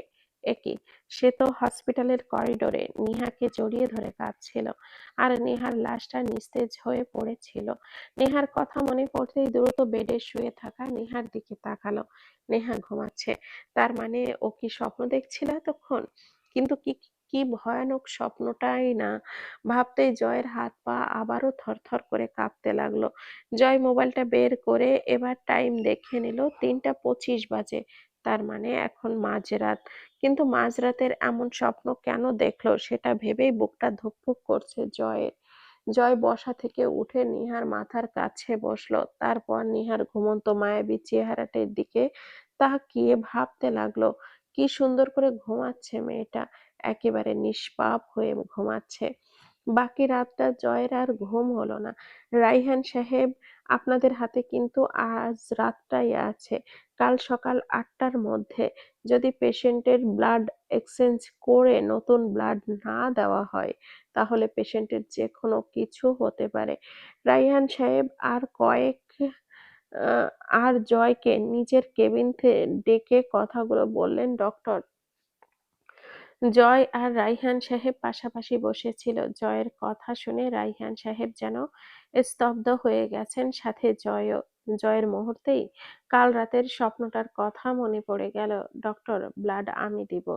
ডক্টর জয়ের কথা শুনে খুশিই হলেন। 5 দিন পর নিহাকে হসপিটাল থেকে আনা হয়েছে। আজ 1 সপ্তাহ হয়েছে। সেদিন টাইমলি ব্লাড দিতে পারায় নেহা এই যাত্রায় বেঁচে গেছে। নেহা এখন পুরোপুরি সুস্থ। আজ নেহাকে রিলিজ দিবে বিধায় জয় আর রায়হান সাহেব সকাল থেকেই ছুটোছুটি করছেন। ঋতু, নেহাকে নিয়ে রুমে যা। ডক্টর ওকে বেশি হাঁটাচলা করতে বারণ করেছে। ভাবি, রুমে চলো, আসো, বলেই ঋতু নেহাকে সাথে করে নিয়ে ওপরে যাওয়ার জন্য সিঁড়ির দিকে হাঁটতে শুরু করলো। আজ সবাই অনেক দিন পর ডাইনিং এ বসেছে, সকলে নাস্তা করবে বলে। নেহা আর জয় পাশাপাশি বসেছে। জয় খাচ্ছে আর বড় বড় চোখ করে বারবার নেহার দিকে তাকাচ্ছে। এই নেহা, তুমি তো তেমন কিছুই খেলে না, বলে জয় নেহার প্লেটে আরো একটা রুটি তুলে দিল, সাথে ভাজিও। জয়, তুই কি আজ অফিসে যাবি? ড্যাড, বলছিলাম কি, নেহা তো এখনো পুরোপুরি সুস্থ হয়নি। আপনাকে কে বলেছে আমি অসুস্থ? আমি তো পুরোপুরি সুস্থ। জয় নেহার দিকেই তাকিয়েছিল। নেহাও মুগ্ধ হয়ে অপলকভাবে ওর দিকে তাকিয়ে আছে। জেসি বুঝতে পারলো ভাই তার আবেগপ্রবণ হয়ে পড়েছে, তাই মুচকি হেসে গলা খাকারি দিয়ে বলে উঠল, ভাইয়া, এটা কিন্তু বেডরুম নয়। মাঝখানে কেটে গেছে প্রায় আরো মাস খানিক সময়। নেহা এখন পুরোপুরি সুস্থ হয়ে গেছে। জয় আর নেহার দিনগুলো ভালোই কাটছে। নেহা খাওয়া শেষ করে রুমে এসেছে। নেহা রুমে আসতেই জয় জড়িয়ে ধরাতেই নেহা কোনো রকম ব্যাঘাত ঘটালো না, কোনো রকম নড়াচড়াও করলো না। না মানে আসলে বলছিলাম কি যে, জয় নেহার ইতস্ত ভাবটা বুঝতে পেরে নেহাকে এবার নিজের দিকে ঘোরালো। নেহা কেন যেন জয়ের চোখে চোখ রাখার সাহস পেল না, তাই মাথা নিচু করে জয়ের দিকে তাকিয়ে রইল। জয় এবার কিছু একটা ভেবে নেহার উভয় বাহুতে হাত রেখে নরম গলায় বলল, নেহা, এত আমতা আমতা করছো কেন? কি বলবে নির্ভয়ে বলো। নেহা কয়েক সেকেন্ড জয়ের চোখের দিকে তাকিয়ে থেকে হুট করেই জয়কে শক্ত করে জড়িয়ে ধরলো।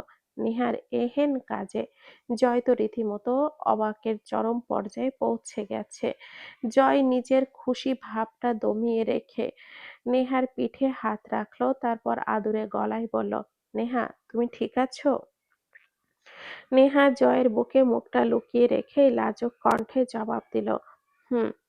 তো কথাটা বলার জন্যই কি ম্যাডাম আমার বুকে মুখ রাখলো?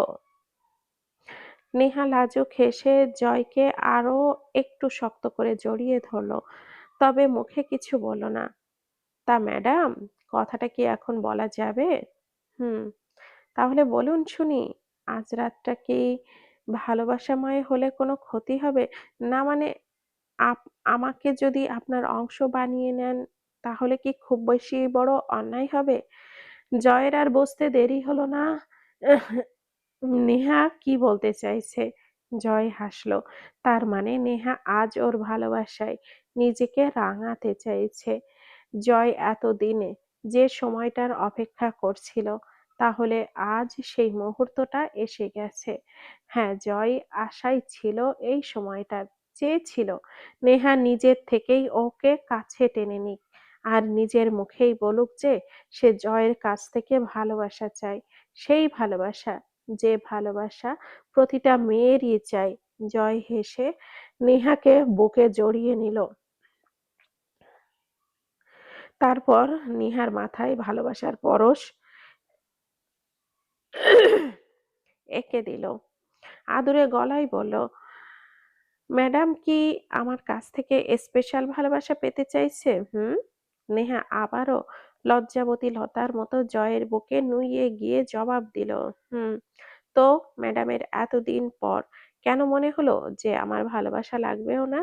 আমি তো মনে করেছিলাম এই জন্মে আর আপনার ভালোবাসা পাওয়া হবে না আমার। তার মানে এতদিন পর আমার কপাল খুলেছে? হুম। আমার কি দোষ বলুন? আপনি তো নিজের থেকে কাছে টেনে নেননি। বাহ! এখন সব দোষ আমার? সেই দিন আমাকে কে বলেছিল যে মন সায় দিচ্ছে না? এখন আমার দোষ হয়ে গেল? সেই দিন না হয় বলেছিলাম। তারপর আপনি কি আর একবারও বলেছিলেন যে আমাকে নিজের করে চান? আপনি জানেন না মেয়েরা এসব বিষয়ে একটু বেশি নাজুক হয়। বললে কি আমি ফিরিয়ে দিতাম? জানি আমি। কিন্তু আসলে কি বলতো? আমি নিজেই চাইনি তোমার মতের বিরুদ্ধে কিছু হোক। আমি চেয়েছিলাম তুমি নিজের থেকেই আমায় কাছে টেনে নাও। তাই তো এতদিন তোমাকে সময় দিয়েছিলাম যাতে তুমি নিজেকে আমার সাথে মানিয়ে নিতে পারো। নেহা আবার জয়ের বুক থেকে সরে জয়ের মুখোমুখি দাঁড়ালো। তারপর জয়ের চোখে চোখ রেখে অভিমানী গলায় বলল, এখন কি কথা বলেই পুরোটা রাত পার করে দিবেন? হুম, কথা বলে রাত পার করার মতো বোকা আমি নই। আজ তো শুধু ভালোবাসা হবে, শুধুই ভালোবাসা। কথাটা বলেই জয় নেহাকে কোলে তুলে নিল। জয়ের আকস্মিক কোলে তুলে নেওয়াতে নেহা হকচকিয়ে দ্রুত ২ হাত দিয়ে জয়ের গলাটা জড়িয়ে ধরল, যাতে করে নিচে পড়ে না যায়। জয় বাঁকা হেসে নেহাকে নাকে নাক ঘষে রুমের দিকে নিয়ে হাঁটা ধরল। কি করছেন? নামায় আমান। পড়ে যাবো তো। নামান না। তুলেছি কি আর নামানোর জন্য? তোমায় যা বলার বলে দিয়েছ। আর এখন আর কোনো কথা নয়। এরপর যা হবে সব আমার ইচ্ছায় হবে। বুঝলে জান পাখি? জয়ের কথার ইঙ্গিত বুঝতে পেরে নেহা আর কিছু বলার সাহস পেল না। লজ্জায় আবারও জয়ের বুকে মুখ লুকালো। জয় নেহাকে লজ্জায় নুয়ে পড়তে দেখে মুচকি হেসে রুমে ঢুকে দরজাটা পায়ে ঠেলে আটকে দিল। কথা কথায় আছে, সুখের সাগরে পাড়ি দিলেই নাকি সুখের দেখা মেলে। নেহার ক্ষেত্রেও ঠিক তাই হয়েছে। বিয়ের প্রায় ১.৫ বছর পর স্বামী নামক মানুষটিকে আজ নিজের করে পেতে যাচ্ছে, যেটা প্রতিটা মেয়েই চায়। দীর্ঘদিন পর আজ দুটো মনের মিলন ঘটবে। কিন্তু না পাওয়ার সুখ আজ দুটোর অতৃপ্ত মানুষকে তৃপ্তি দিবে।